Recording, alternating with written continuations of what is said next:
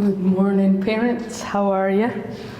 Hopefully a little bit warmer now that Mr. Stypek has turned off the AC. I was just saying it felt like a Scottish summer for a minute there. So my name is Amy and I am the school counsellor here at Regent. I have met some of you before, but not all of you before, and I see some of you every morning on my morning duty. So it's nice to be able to talk to you more than a good morning. So welcome. I'll give you a little bit of information about me. I don't want to bore you with my life story, but I think it would be beneficial to know who you're hearing from today.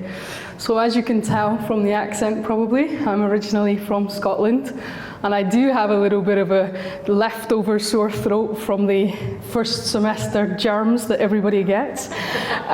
So I apologise if I sound more Scottish than I normally do. I did grow up in Scotland, and then I went to America to play football, and then I decided that I should get a real job, and I became a teacher. And after teaching internationally for a number of years, I became a counsellor.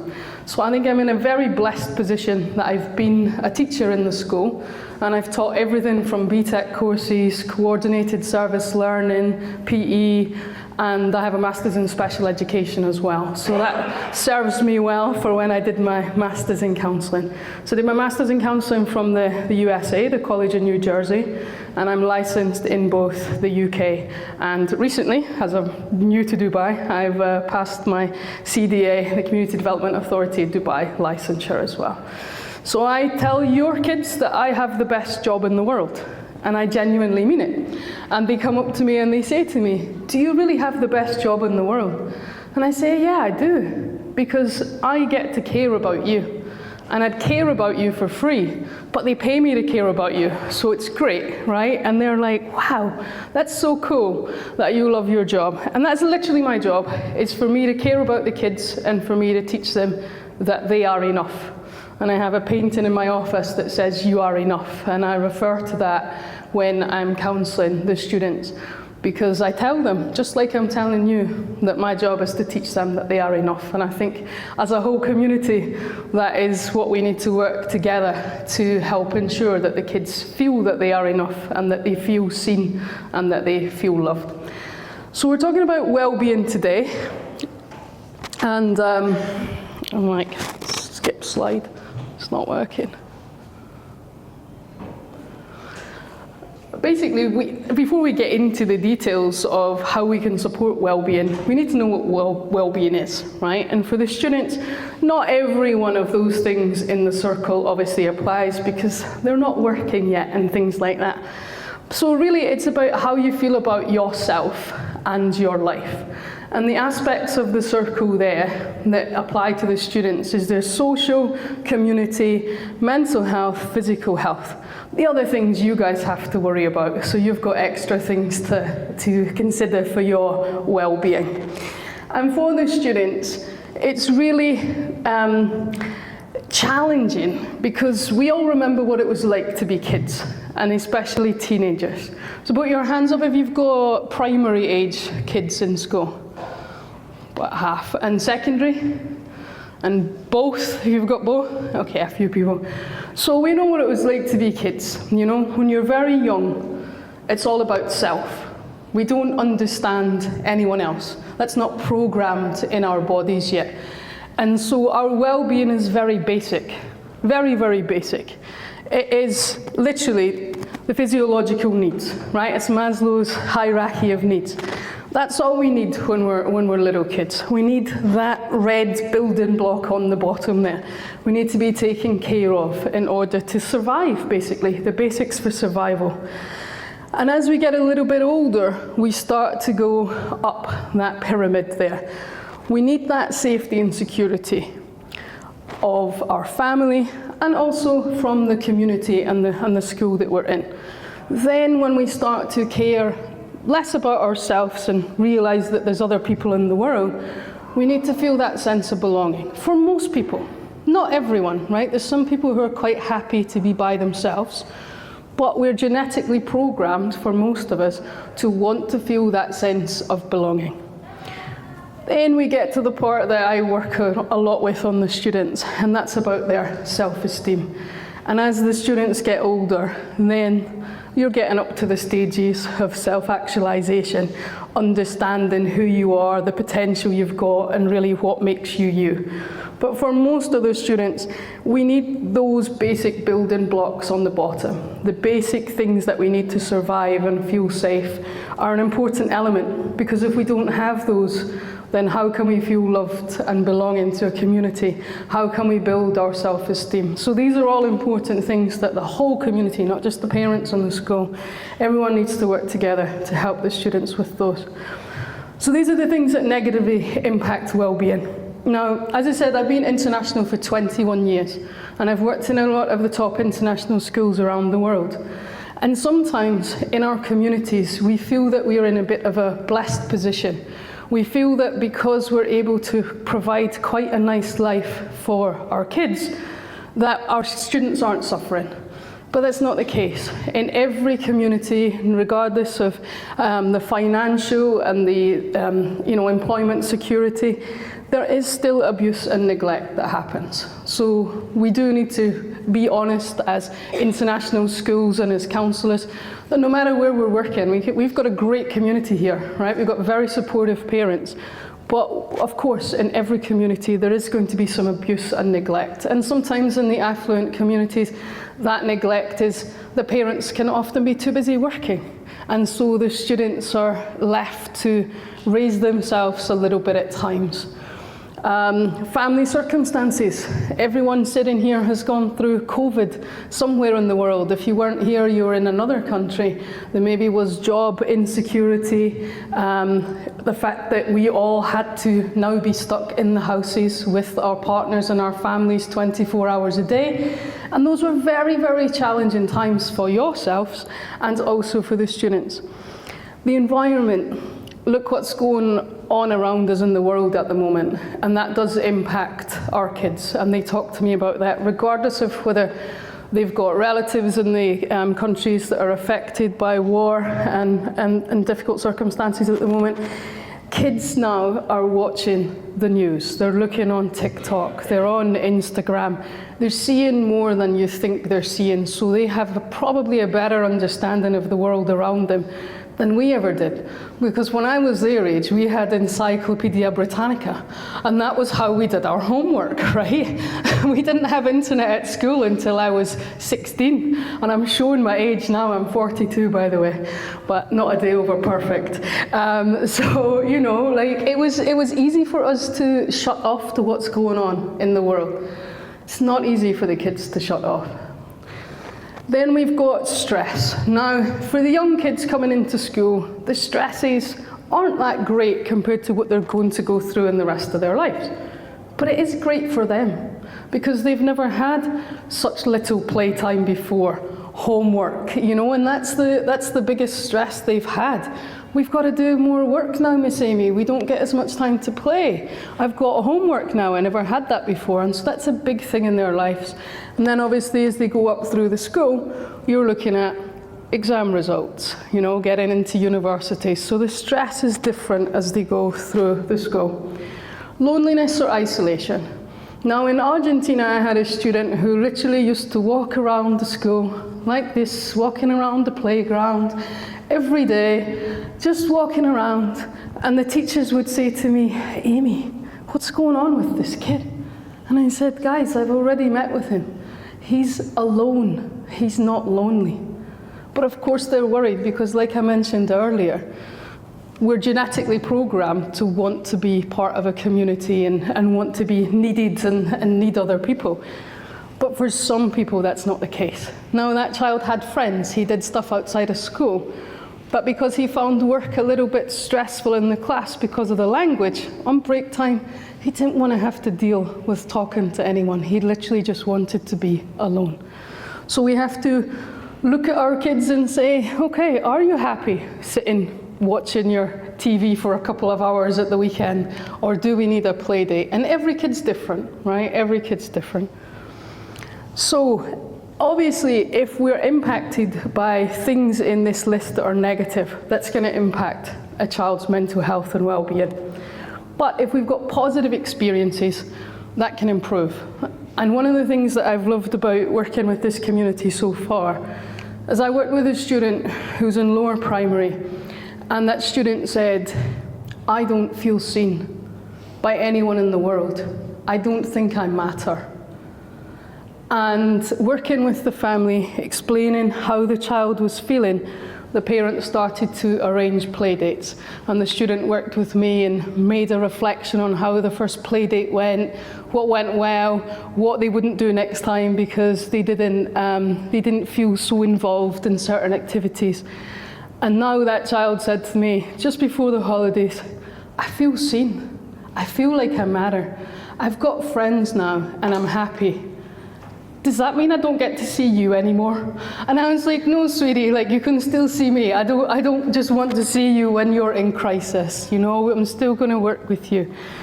But, you know, like I said, negative things obviously negatively impacting mental health. But when we do activities that can promote positive well-being, then we can recover from those negative things that we've gone through.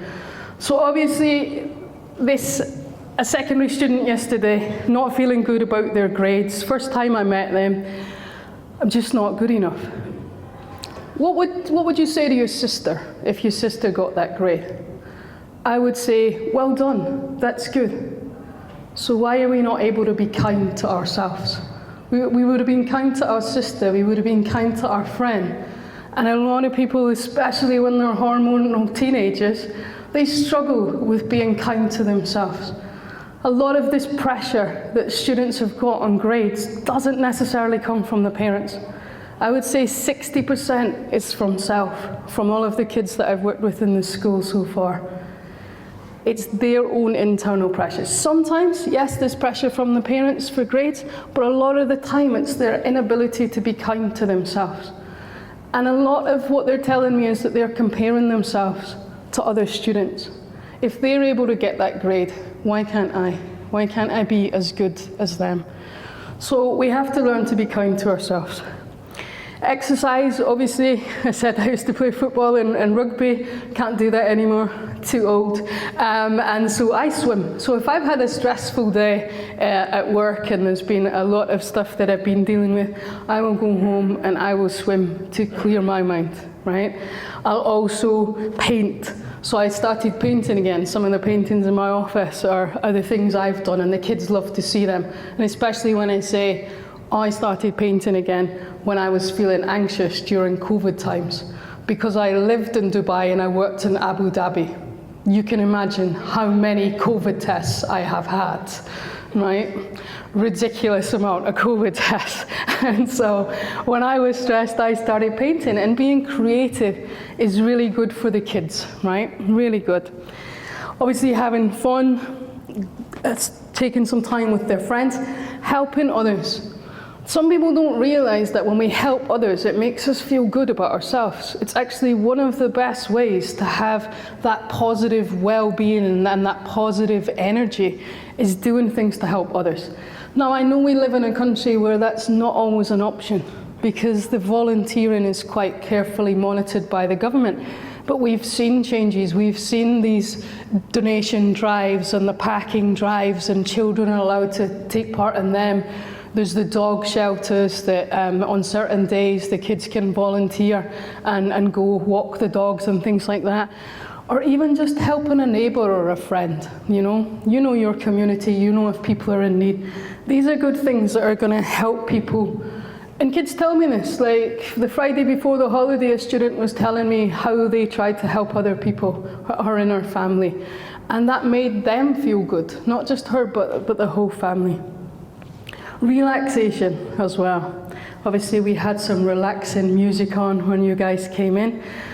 We all relax in different ways. Some of us like to grab a book and read. Some of us want to do yoga, meditation, whatever makes you feel good. Obviously eating healthily. I'm not going to lecture you about the nutrients and things that you need, but we know that growing kids, they need a lot of energy and they need a lot of nutrients, and we also know that sometimes it's hard to get those good nutrients into them, right? But it is important, because if they don't have the nutrients they need, then their immune systems are down. When we're feeling sick, when we're feeling tired, it's hard to have good well-being. It's hard to have a positive outlook on things as well. And balanced sleep. I mean, a lot of students are up quite late at night. And I don't mean students in this school, I mean students in the communities that we live in. It's like 11 o'clock at night and kids are still playing in the playground, you know? And my friends talk about, when do they sleep? Because we get up pretty early to come to school, and there's squads before school. So it's really important to make sure they're getting about 10 hours of sleep a day when they're younger. For the older students, this is always the rebellion. Your circadian rhythms change when you're a teenager. You want to go to sleep much later, and you want to get up much later. Now, scientifically, we know that, but no school in the world has gone, I'll tell you what, guys, come in at lunchtime. You know, like it just doesn't happen. So it is important as much as you can. And devices, you know, that's the thing that's keeping the kids up. They're there playing on their devices, their phones, messaging their friends, watching things on, and we're guilty of it ourselves, right? I'm not going to stand here and say I've never been about to fall asleep and then get on Instagram, because we all do it. So, you know, like it's no wonder the kids do it. But a lot of parents make their device-free rooms after a certain time so that the kids are away from the devices. The lights from the devices also, whether it's a TV or an iPad or phone, they make it harder for you to get to sleep.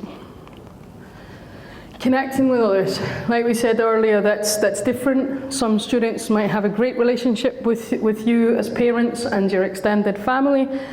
Others, maybe their friends are more important to them. It depends on the stage they're at. We can get this emailed out to all of you guys, the presentation, we can do that for you. Accepting things. This is obviously my job as a counsellor as well. We have to see what we can control, what's in our zone of control, and what's not, right? We can't control everything in life. And sometimes, as much as something's difficult, we've got to learn to accept it so that we can move on. If we're constantly fighting with something that's out of our control and letting it bring us down, then we're only suffering ourselves. So an example of that would be Abu Dhabi. I had a local student, who was always getting in trouble for hitting other people and arguing with them in class. And I sat down with the student, and we did some ACT therapy, which is acceptance and commitment therapy. So we're looking at values, what's important to him, examples of when he does things that move him towards his values and how that makes him feel, examples of things that move him away from his values and how that makes him feel. And the fact that the student who's been annoying him and made these comments weeks ago has moved on. Like, but he's still given this kid that control because he's not moved on from it. So this kid is in control of his moods, his actions, his behaviors. And it's like every word that he's thinking up on a wall and a giant tug-of-war rope, and it's just him and the wall, with all of his feelings and all of the experiences, but he's the only one fighting it. So having the ability to let go and say, I'm forgiving him. Like, I'm not gonna let him control my future actions, because then he's still got the power, right? We can't change his behaviors, but we can change our own. So that kind of thing, no matter what the situation is, just accepting what we can control, what we can do so that we're okay. And obviously seeing the bigger picture, you know. As a school counsellor, people say to me, I don't know how you do it.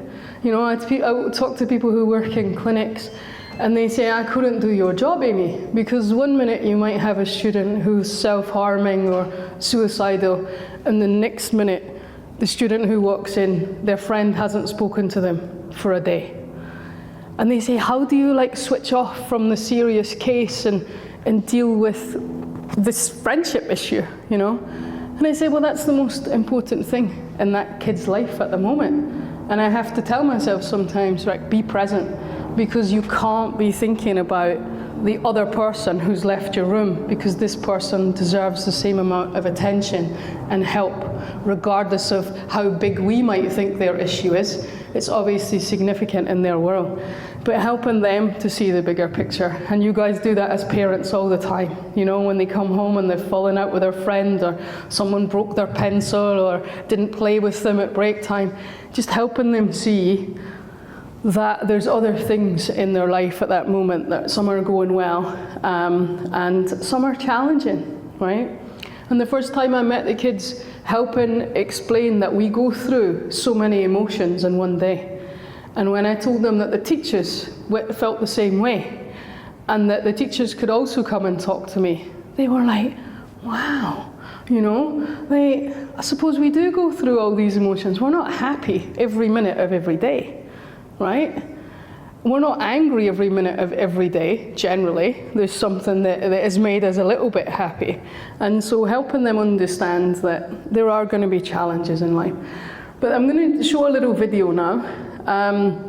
The reason I've picked the next video is a lot of parents during COVID times, and especially in this country, they've said to me what their kids are lacking is resilience. So I've picked a little video about resilience, which is child friendly, so it's got child language that if your own kids are struggling with resilience, hopefully it can give you some ideas of how to speak to them.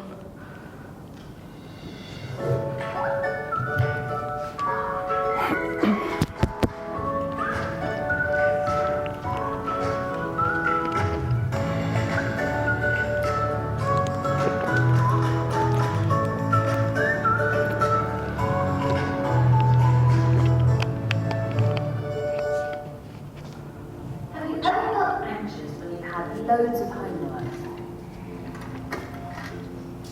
Maybe you felt hurt when a friend said something mean about you.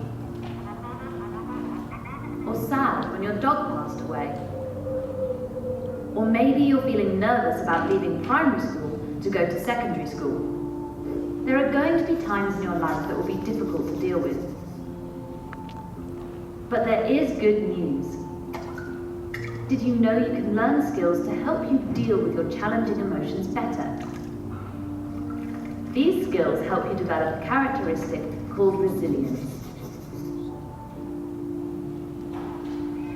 Resilience is the ability to cope with and bounce back from difficult times. It's being able to pick yourself back up after you've been knocked down. It's about building your inner strength to deal with and manage stressful situations. Resilience and emotions go hand in hand. Learning how to deal with your challenging emotions when they occur is important in developing your resilience. It can be helpful to think of emotions as the weather. Sometimes they can be stormy and dark, and other times they can be sunny and bright. Learning how to master your emotions can help you build the confidence to tackle any challenge thrown your way. Some of the challenges that you might be dealing with could include dealing with an illness, relationship or family issues, problems at school, bullying, or losing someone you love. Those are all really big things. But small things can stress people out too, like losing a sports game, being told off by a parent or teacher, or getting a detention. For some people, these little things can add up. But for other people, it doesn't bother them much at all. That's because everyone has a different level of resilience. Two people might experience similar situations, but cope with them in completely different ways. This can be due to past experiences, genetics, or what we have learned from parents. Everyone is different. The great thing is that you are actually able to develop and build your resilience. However, being resilient doesn't mean you are meant to push any feelings away or not express them. Developing resilience means you learn to recognize your emotions and manage them in a constructive way. Here are some simple ways to start developing your resilience. Find healthy ways to deal with stressful times.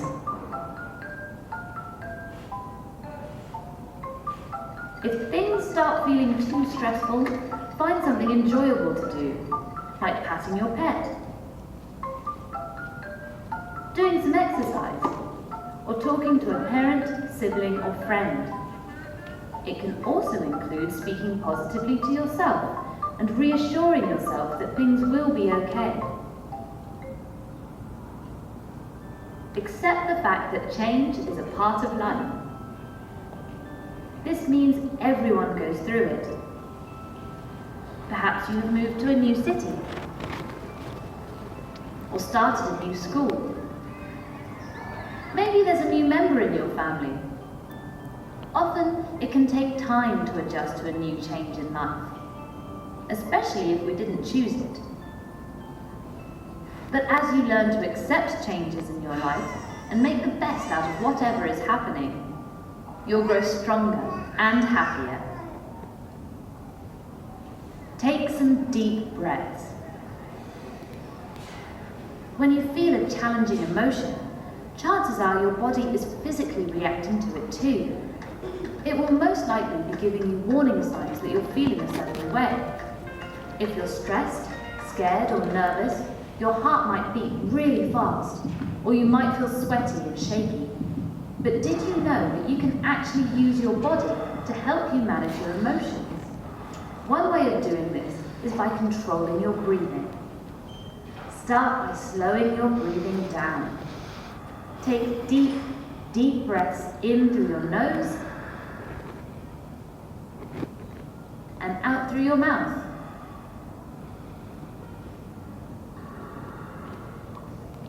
You'll be surprised at how calm this can make you feel.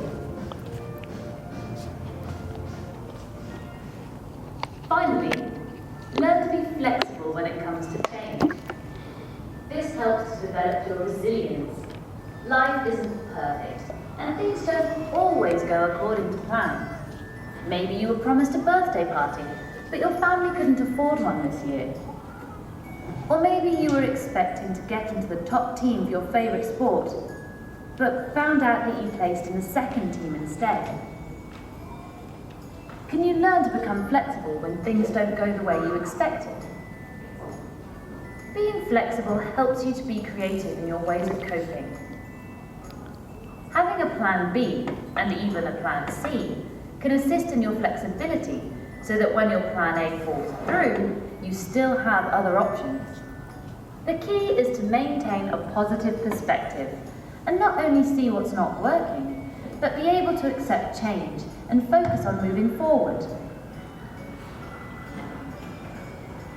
Developing your resilience is super important if you want to be able to handle difficult situations well and come out on top.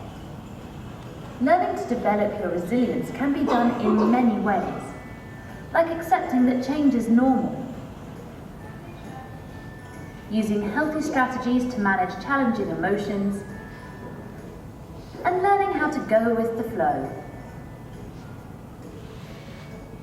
Remember, being resilient does not mean you aren't allowed to feel and acknowledge your emotions. It just means that you'll have the tools to help you to cope with things that are difficult, so you'll be able to bounce back and make the most out of life.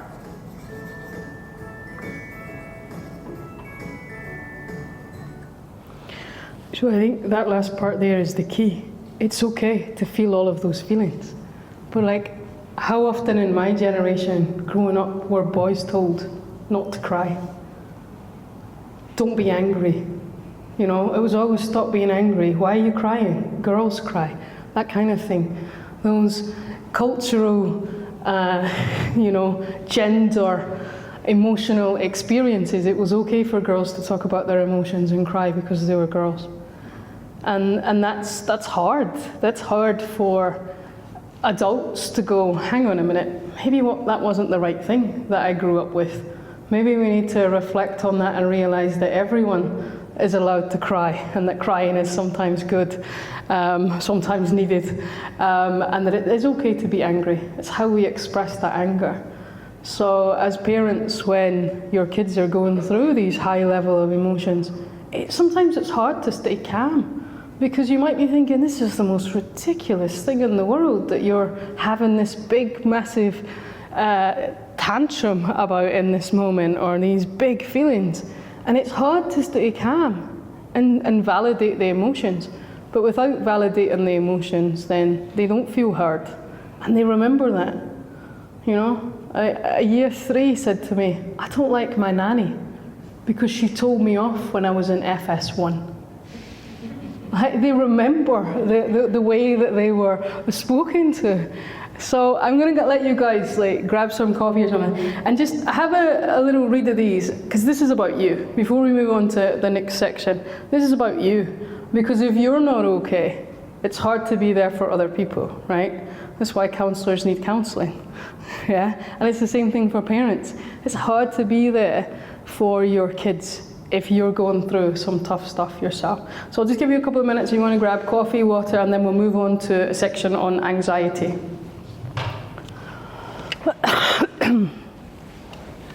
I put anxiety and depression on it, but I'm aware that you don't want to hear me talk at you for too much time. And so I've looked at what's going on in our student body, and anxiety is the more prevalent one rather than depression. So I'm going to talk more about anxiety disorders, how it impacts learning, emotions. And so I thought, first of all, we'll look at some mental health stats. Now, when we were growing up, this didn't exist, right? There was no stats about mental health. The first word I ever knew that was associated with mental health was stress. And there was such a stigma to that people were worried that they would be fired if they were off with stress. And so that's the generation I come from. And I've said this before, and other counsellors agree with me. I was at a big conference in Sharjah a couple of weeks ago with the UAE government. And I think the best thing that happened to mental health in this country, ironically, is COVID. Because since COVID times, the government have worked really hard to develop an understanding of mental health.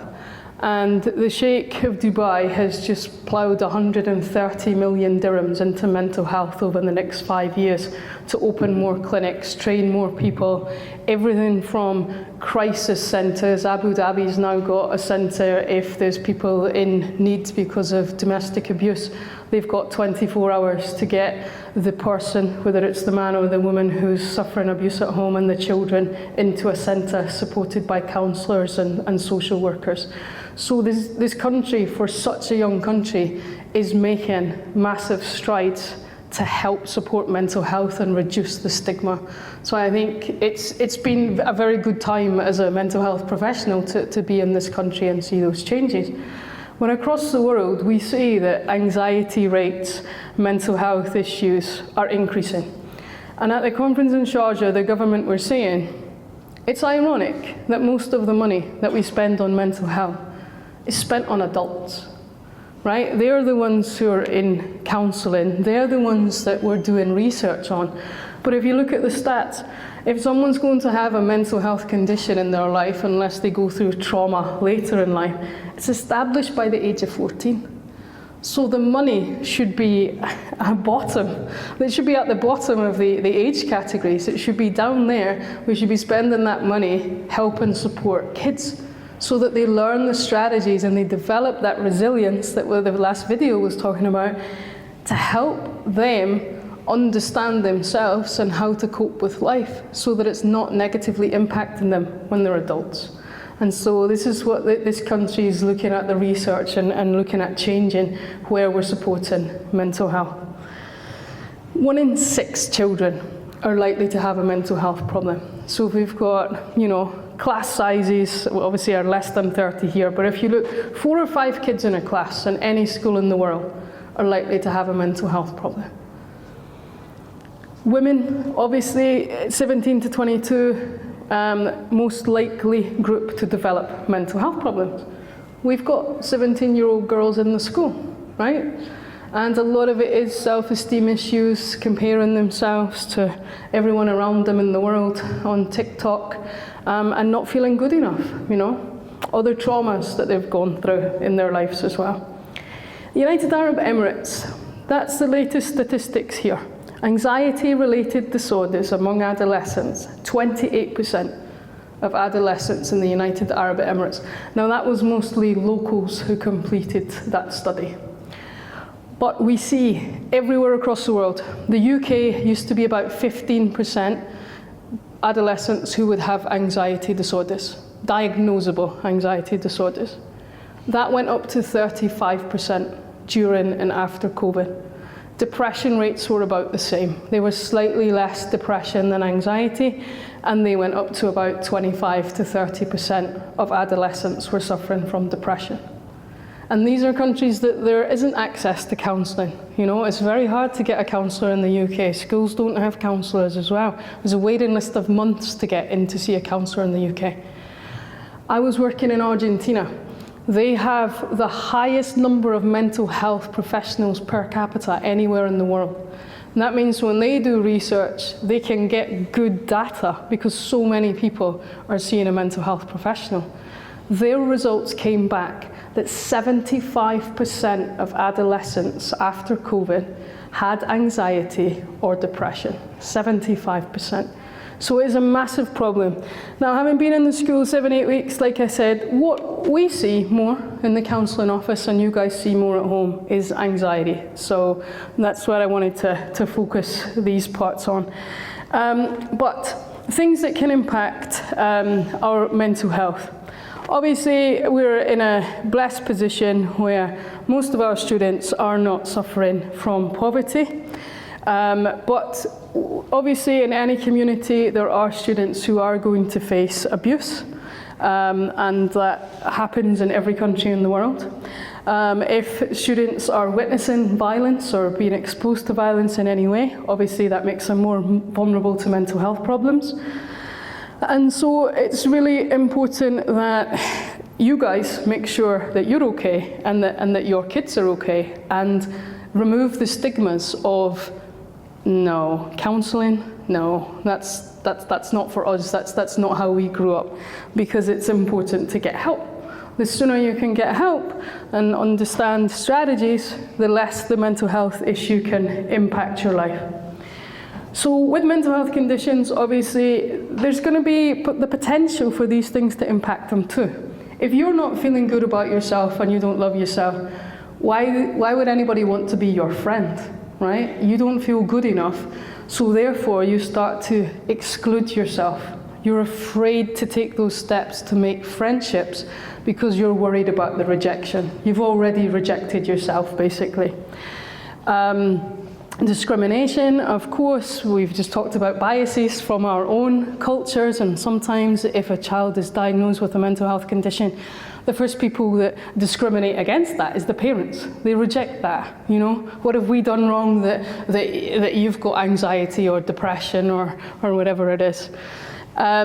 Sometimes, and we're going to come back to how anxiety impacts learning in a little bit, but it can result in difficulties in the classroom. Risky behaviours. If you don't feel good enough about yourself, why would you be worried about your life? Right? The dangers of doing things.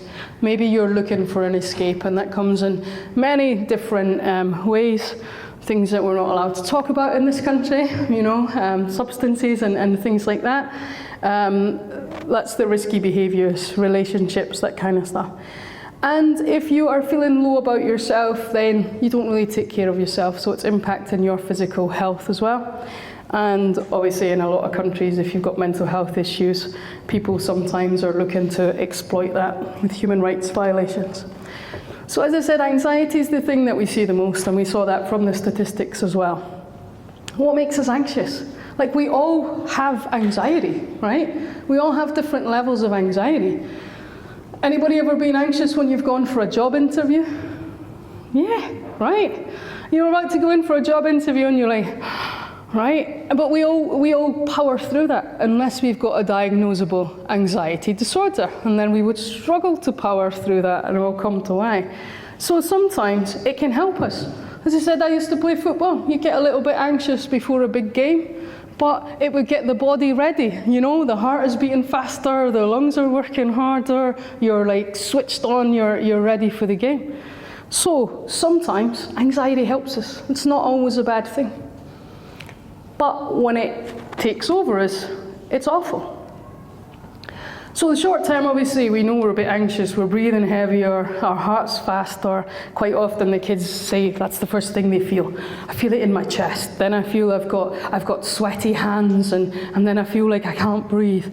And that's normal, right? If it goes on and they can't reduce that anxiety, then they start to feel nauseous.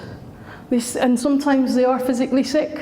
And I've seen that with students doing exams that have had diagnosable anxiety disorders, that they're literally physically sick with exam stress. So if we just have that little bit of anxiety, like we said before the job interview, or you're meeting the in-laws for the first time, or something else that's given you a little bit of stress and anxiety, and then it disappears, it's okay. But if the anxiety is not going away and we're having it a lot in our life, then it is impacting our physical and mental well-being.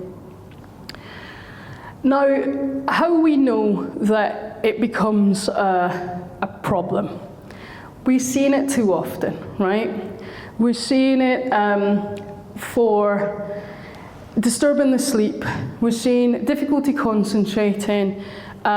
We see that the kids or the adult will stop taking care of themselves because they're so exhausted. If you're not sleeping properly because you're lying awake at night worried about going to school because you are not good at maths and you've got anxiety related to maths, then you're not getting sleep. So you're coming to school in the morning, you're looking exhausted, maybe you're like, I need to eat something, but you're not making good choices either. You're just eating whatever you fancy rather than what you should be having for your breakfast.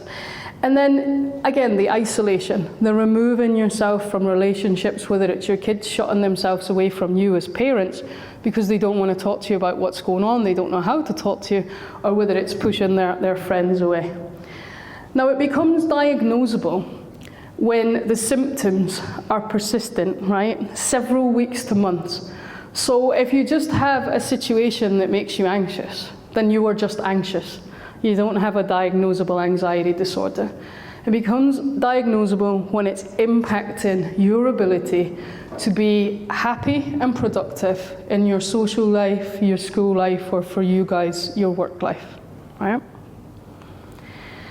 Now, what it does to kids, makes you uncomfortable, right? We talked earlier about the fact that they're experiencing things for the first time in their lives, and that's so significant to them. It's huge what they're experiencing. A lot of the kids in year 5 and 6, when I presented at assembly, I asked them, who's heard the word anxiety? And many of them put their hands up. Imagine when we were kids, that wouldn't be the case, right? And so when they are anxious, they're obviously going to be more fidgety, they're going to be distracted. If their concentration's affected, maybe they're impacting other people around them, maybe they're trying to avoid certain things. And so they engage less with other people and they engage less with their education. And the reasons for that is how it's impacting our brains. But we see this, and I've not experienced this here yet, but in other schools I've dealt with students who avoid school. Their anxiety is so bad that they refuse to come to school. And that's not a behaviour issue. And quite often it's treated as a behaviour issue. You know, you just need to do what you're told. You need to go to school, you need to follow the rules. But if it's the anxiety that's prohibiting them from living their life, then tackling it as a behaviour is not going to help, right? It's going to give them more anxiety. So tackling the anxiety is the significant thing there. And it is a process, and I've worked with families before to get students back into school who've been avoiding school for a long time. Obviously, they avoid things like homework, right? They avoid, especially if that's one of the issues that, you know, the language in English is difficult. Maybe they stop going to their after-school activities because they just want to get out of school quickly enough. It's an impact in their memory. So this is how it impacts learning. Impacts their memory. Working memory. Think about a time when you guys were a little bit anxious. If you were sitting in a classroom at that time and the teacher's talking to you about a new concept and your brain is literally going, you're not good enough. Nobody likes you. You can't do this. I don't know why you're trying. And having all of these negative thoughts that come into your brain with anxiety, how are we going to be able to dig out from our working memory the information about what happened in that story or that maths problem? It's very hard because anxiety started taking over our brain. So that's how it impacts that. Also impacts our thought processes. Again, not able to think coherently. If a student is sitting in class going, please don't ask me the question, please don't ask me the question, please don't ask me the question, because they don't want to speak in case they get something wrong. And that's the thing that makes them most anxious. Being wrong in front of other people. That's what the kids tell me. So if they're sitting there going, please, I've been there before. I'm sure it was a French class. You're like, please don't ask me, please don't ask me, please don't ask me. Inevitably, Amy, what's the answer? What was the question? Right? What was the question? I have no idea what the question was because my brain was too busy going, please don't ask me, please don't ask me, right? And that's the reality for some kids, that anxiety. You can't focus on what the teacher's saying. And then they feel bad. They then feel bad that, it looks like I wasn't paying attention. My teacher's going to think I'm a bad student. Maybe my anxiety's right. Maybe I'm not good enough, right? And then it's that cycle. These are, and I've not put up information about them all because I want to give you guys time to ask some questions, but these are the anxiety disorders, the diagnosable anxiety disorders that we see most in school, right? Generalized anxiety disorder. I'm very anxious. Anxiety is impacting my ability to live a full life socially, at school, at work, but I don't know why I'm anxious. Right? There's no specific trigger for that anxiety. I'm just anxious a significant period of time every day in my life. There's no reason, right? It's just how my body is dealing with the world around it. We also see social anxiety disorder. So generalized anxiety disorder, 5% of the UK population from the last stats. I'm using UK because we're a British school. Social anxiety disorder, 1 in 10 adults have social anxiety disorder. So imagine any time you've just been a little bit nervous because you were going to meet people at a new function, you didn't know them, maybe you were going to a dinner party and you felt a bit awkward. Like imagine that times 1,000, you know, that dread, that not being able to sleep the night before. Like I had a kid say to me, I was worried about coming down to counselling because I was afraid the teacher would say, who's Miss Amy? Like, who are you going to see? Why are you going to see her? And I was like, no, our teachers wouldn't do that. She goes, I know, but it was my anxiety. I couldn't sleep last night because I was thinking, what am I going to tell her? You know, and I was like, you were running a script in your head already ahead of the counselling session because they'd never had counselling in their life before. Yes, I was literally making a script, you know. So some people, when they have to have a conversation, when they have to walk into school, like I worked with a kid who was selective mutism in Abu Dhabi. And when I first started working with him, I watched him walk up the steps to school, get to his classroom. He stopped outside the classroom and he went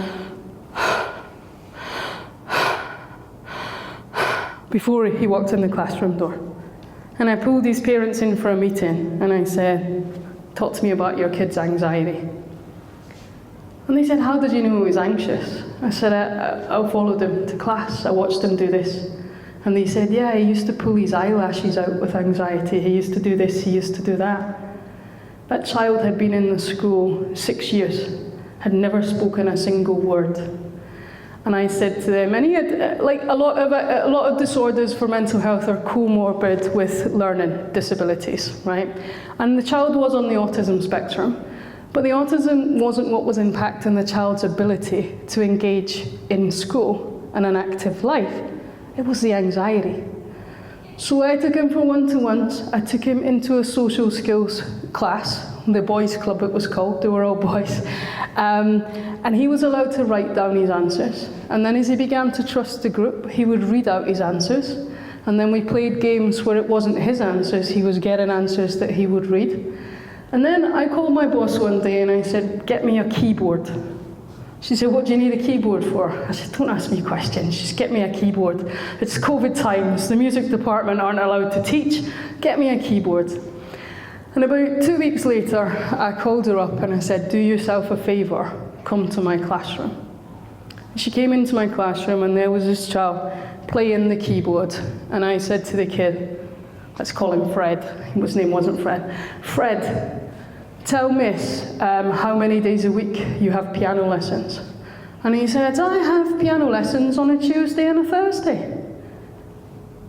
And she was just stood there like, what? She'd known this kid for like 6 years, never heard the kid speak. And I was like, Fred, tell Miss the name of your piano teacher. My piano teacher's called Miss whatever it was. And then I said, look, you've done brilliantly today, mate. I'm not finished with this other kid. Are you okay to get back to class by yourself? Yes, Miss Amy, I can go back to class by myself. I said, well, I think you've earned a sticker today, so tell Miss where the stickers are, which one you want, and where you want her to put it. And he says, oh, the stickers are over here, Miss. I want this one. I want you to put it there. And then he says, bye, Miss Amy. Have a good day. And my boss stood there and cried, right? And that's selective mutism. If you are pushing them to do too much as parents, they're not going to talk. And maybe you don't understand it. And I had another kid in the same school, same situation, would speak to the family, but would not speak a single word in school. And when you tackle the anxiety, and you do it gently, and you do it carefully, and you build up the skills with confidence and no judgment and no forcing, then they'll talk when they're ready. But as a parent, that's frustrating, right? You're like, you can talk, you talk at home, you don't shut up. Like, why can't you speak in school, or why won't you speak in a restaurant? And so that's another one. Affects 1 in 140. And I've not come across that here yet, but they are one of the big ones. Panic disorder, we've come across that in school, kids having panic attacks. Obsessive compulsive disorder, I've worked with some students who it used to take them forever to get out the door to school in the morning. They had to check all the taps were off, all of the cupboards were closed, the cushions were lined up nicely on the bed. Then when they got to school, they had to count their steps, because if they didn't count their steps, somebody might die, right? It's an anxiety disorder because it's irrational thoughts, okay? It's irrational thoughts. Phobias, we've seen a few of those, whether it's spiders or afraid of getting your flu vaccine. And then post-traumatic stress disorder. Obviously, we live in a region, we live in a country where we've got, a couple of hundred nationalities of people living in this country. Everyone's coming from different backgrounds, different situations, different levels of safety. Abuse, even witnessing abuse, can cause post-traumatic stress disorder, which can obviously lead to flashbacks and panic attacks and things like that. This is a video about anxiety, just so that you can, I think it's quite a powerful video. If you're impacted by the video, please feel free to come to my office at the end of the session. But I do think it just shows how much anxiety really impacts people's lives.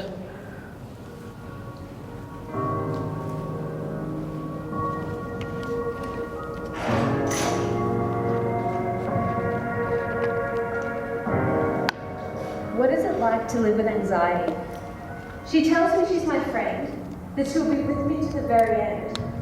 She's always near and appears quite sincere. Yet she always speaks of the things that I fear, claiming that if I fail, the consequences will be severe. That's when everything spins and the torture begins. She wakes me through the night, making my chest feel bound and tight, robbing me of sleep, sharply interrupting any moments I wish to keep. Her words distress and oppress. My peace is ripped away and replaced with unrest. My confidence is erased. My breath is out of pace. Everything I hope for falls away. My dreams and desires rot and decay. She makes me sharply and painfully aware of every moment and memory of despair. She reminds me that no one cares, that my mind and my body are beyond repair. I'm robbed of rationality, I'm driven by her brutality. She pleads and begs for my attention, yet I know the reality she has constructed is an invention. Even though she tries to get under my skin, she will never win. She is anxiety.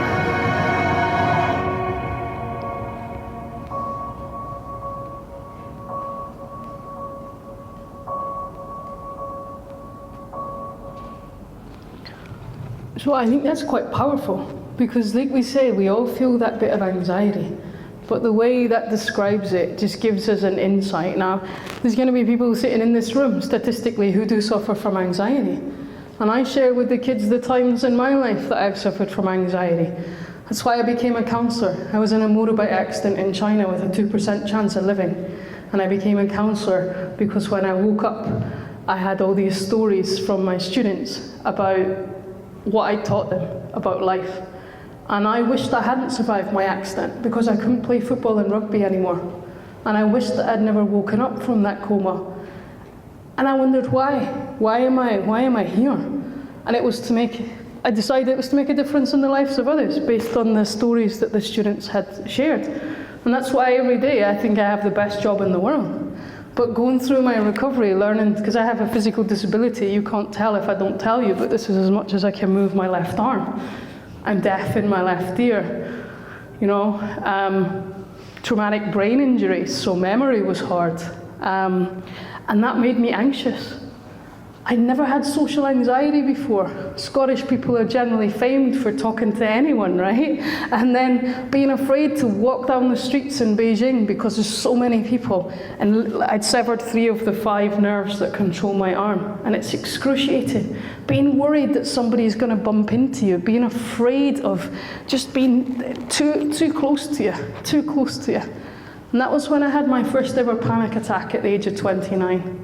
And that's when I started to understand mental health and the fact that the doctors were taking care of my physical health, but nobody had thought to take care of my mental health, right? And so I tell them that I've gone through these strategies, and that's how I know they work. So the first thing I teach kids who are really suffering with panic attacks is to name their anxiety. You saw in the video the woman referred to anxiety as she, right? And by giving it a name, I call mine Bob. By giving it a name, then it becomes you separating your rational thoughts from your irrational thoughts. This isn't you. All these comments, all of this voice in your head that's telling you all this negativity, that's not actually what you believe. It's anxiety that's telling you all those things. So being able to go, and the best name a kid ever came up with was Priscilla, because her anxiety was a bit of a diva, right? And so she was like, Priscilla seems like a great name for my anxiety. So being able to separate that and go, right, Priscilla is the one with the irrational thoughts. These aren't true. Let's not let Priscilla win today, That's a significant step that you guys can teach your kids at home as well. The next one there, the 5 senses. This is what I teach the students. Sight, right? I've never met a kid before and I have to go to them because they're having a panic attack somewhere in the school and the teachers can't calm it down. And this happened in Abu Dhabi and Argentina, not here yet. Then I don't sit there and go, hi, my name's Amy, what's your name? I go and I sit there and I go, tell me 5 things that are blue. And the kid will be like, starts looking around the room, telling you 5 things that are blue. And then I go through the other colours. Now my office is next door, you guys can have a look on your way out. My office is quite colourful, but I tell them, not every office is colourful. You might be sitting in an exam hall, you might be in bed at night and there's not much light and you can't see much colour. So maybe you're not going to make it through all the colours of the world, and your anxiety will be calm, right? So if you've gone through all the colours that are possible in that space or that light that you've got, then go to hearing. How often do we sit and go, what can I hear? Like, hardly ever, right? It's not something we do. So I ask them to tell me 5 things they can hear. And sometimes that's tricky, because it's not lesson changeover, because they can hear the bubble lamp or the aircon. They might be able to hear themselves breathe in or move in, but it's quite difficult. So have a little listen and see. Your brain has to work, right? Your brain has to do a job because you're focusing it with your senses. And the next one I tell them is, once you've done that, if you're breathing and your body isn't feeling calm, things you can touch. I said, you're always going to go out wearing clothes, right? And they always tell me, yes, they are, right? So you're always going to have clothes you can touch. So I'll get them to touch their shirt. I'll get them to casually touch their shoe. For example, nobody needs to know, because we're fidgety people in the world anyway, right? We touch things. And when they're touching it, I say, is it hot or cold? Is it soft or is it rough, you know? Is it, soft or hard? Is it rough or smooth? And then compare it. So you can teach your kids that too. Using the senses, with our brain, we're giving it a job. And that means Bob, Priscilla, whoever they want to call their anxiety, can't take over the brain. And our rational thoughts start to come back, and our breathing starts to slow without having to do breathing exercises. Because sometimes the breathing exercises are useful, right? In through your nose, out through your mouth, breathe with them. But then some kids, if they're really in a panic attack, it's like, I'll tell you, don't think of crocodiles, right? You're all now thinking of crocodiles. And if you've got someone who's really struggling to breathe and you say, focus on your breathing, but I can't breathe, like I can't breathe. And then it makes it worse. So that's why I teach them these ones first, because it instantly reduces the speed that they're breathing at and the heart rate, and calms them without having to focus on that breathing. So I'm obviously just one of the people that helps support well-being in school. Students can see me. Secondary students can schedule themselves in. Also, secondary parents can reach out and ask me to meet their child. We've had both of those things happen so far. Primary students, after I presented in assembly, they would ask their teachers, can I speak to Miss Amy? Right? And sometimes it might just be they've had a little bit of drama with a friend and they just wanted somebody to talk to. And that's just a check-in, right? That's not counselling. If they come to me and they're saying, I don't matter, I feel invisible, then that's when I'll be reaching out to you as primary parents to get a consent form signed for counselling. So our secondary students are old enough to follow Gillick competencies, which shows that they can choose the right to have counselling without their parents authorising it, right? Of course, with many secondary students, I'm communicating with the families as well, because we're working together to help support the child. But secondary can choose to have counselling without parental consent. Primary, we need parental consent.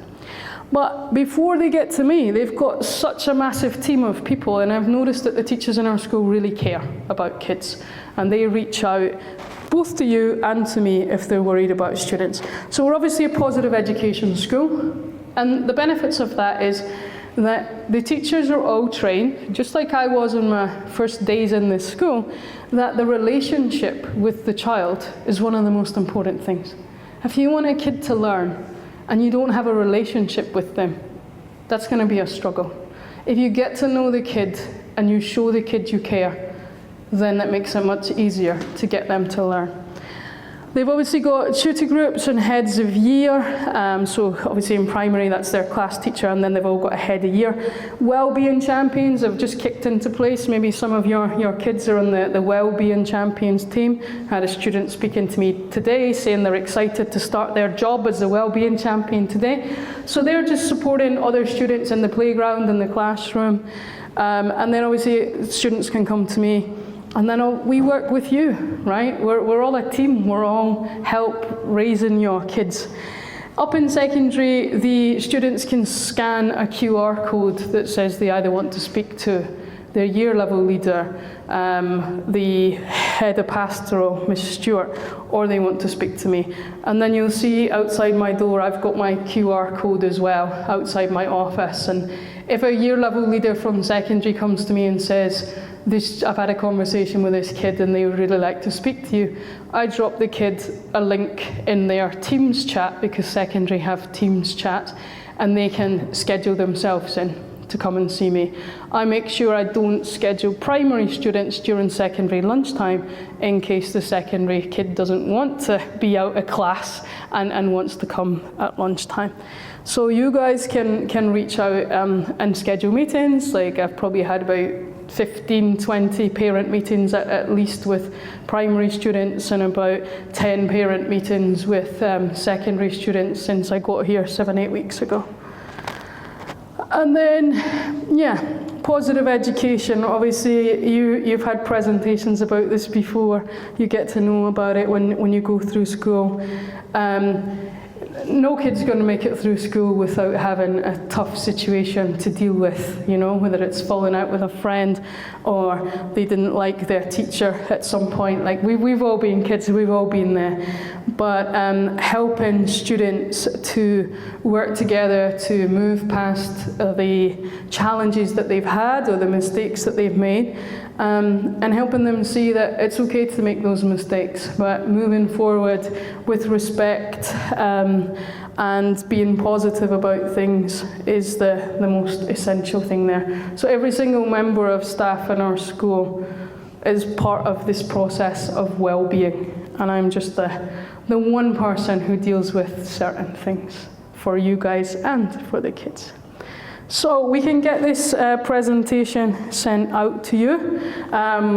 Mary Salma said that she took your email addresses when you signed up. So if you would like, we can send that out. Some people said they wanted to be able to show the little videos to their kids.